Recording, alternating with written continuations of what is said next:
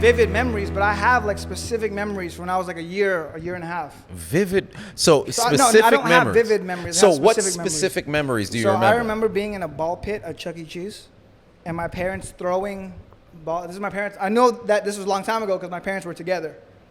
So yeah, I had to be like at least one because my dad left when I was like 2, so it had to be before 2 years old. But I remember I was in a ball pit at Chuck E. Cheese. My brother didn't exist yet, and they're taking balls, throwing it onto the roof of the ball pit, and my brain was processing it as they were like throwing it through the roof. So I like would grab a ball and throw it up, trying to copy them and replicate them, and they would laugh because they have a baby in here and they're throwing balls on the roof of the thing, and they would see me go, and they would just laugh at it. So that's one memory, crazy memory. Interesting. Crazy memory to think about. And then I think that's the earliest memory. And I also have a memory, I don't know how old I was, of me holding a bottle, and I was crying because nothing was coming out.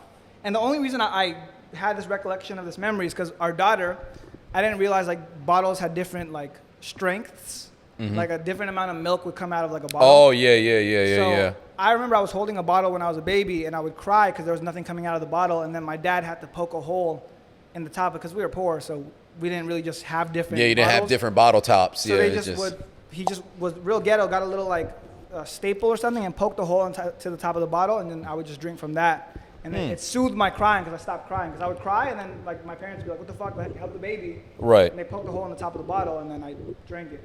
So this Interesting. had to be, this is before my brother. So it had to be like, I had to be like 1 or 2.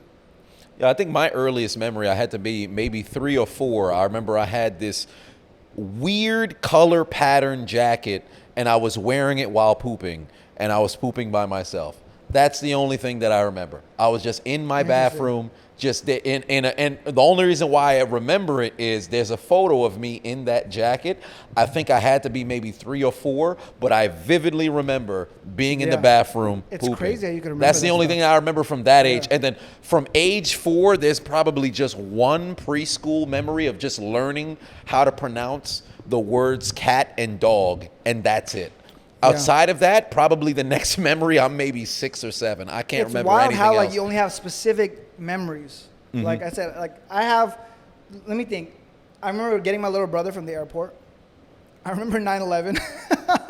Yeah. 9/11 I mean, was well, crazy. yeah, because we were a little bit, because 9/11 happened when I was 7. I was 5. Yeah. I was Yeah. 5. 9/11 was 2001. Yeah, 2001. I was in school. about I to turn vividly 6, remember 9/11. and I thought like I did 9/11. Because it was like a weekend or something. I don't know what day was it. What day was 9/11? Tuesday. Weekday? I remember we were planning a birthday party for me.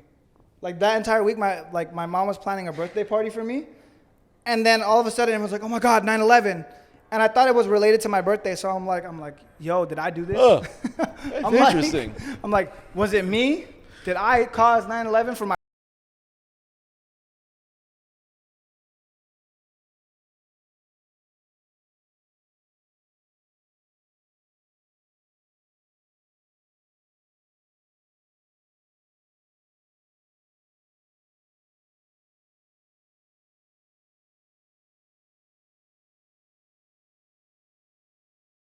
Different for me because I was in New York, so I thought my mom died. Like it was wild.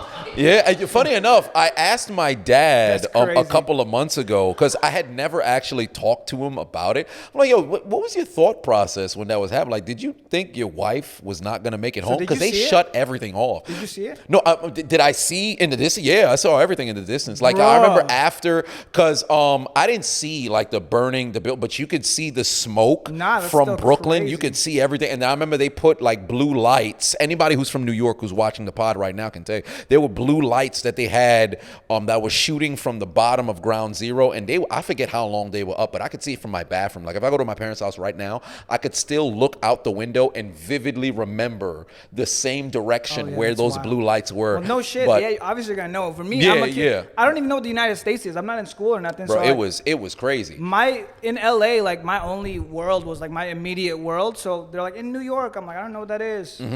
Right, because you never think anything outside of it. But for me, I thought it was the entire world just got attacked. Yeah. And what actually screwed it Yeah. over for me was my mom. She worked in like way upper Manhattan, so she was nowhere near it. But she was in the city to where she could see it, going down. But communication got cut. When I asked my dad about it, he told me he had spoke to my mother already after it had happened, so she ensured him that he was okay. She was okay, and I guess it was just a long process to make it back because they shut down the train, they shut down the bridge. My mom was everybody was supposed to come back immediately home. Crazy. It took her all day to come back. I think she came back maybe about like 1 a.m. or something like that. But I'm sitting in the house, and my dad did an amazing job to have myself and my brother. My uncle picked me up from school. My dad went to go get my brother, and we were just in the house like, well, what happens now? He had us in, we almost necessarily didn't have a care in the world per se. He assured us that everything was going to be all right. But looking at how the other kids was reacting when we were in school and getting pulled out of class, there were some classmates that had people who worked near the building. Now, crazy. I knew a couple of people who had died, but, well, at least their family members had died. But my dad, I think about it now, like he did a sensational job of keeping myself and my brother, you know, level-headed with what happened. But I asked him, like, yo, so you were never concerned that your wife might not make it back? Because he was just in the house with us the whole day, just sitting there. But no call from my mom, nothing of that nature. I think as a man, you kind of have to like put your emotions to the side. Yeah, stoicism. And live with what you got to live with. Because like for me, whenever something happens in the world, I'm kind of like, okay, can I do anything specifically to change this? If the answer is no, control what you can control. Fuck it. If I die, I die. That's what I look at. Like that's like kind of my view on the world. I'm like, if I can't control it, if I die, I die.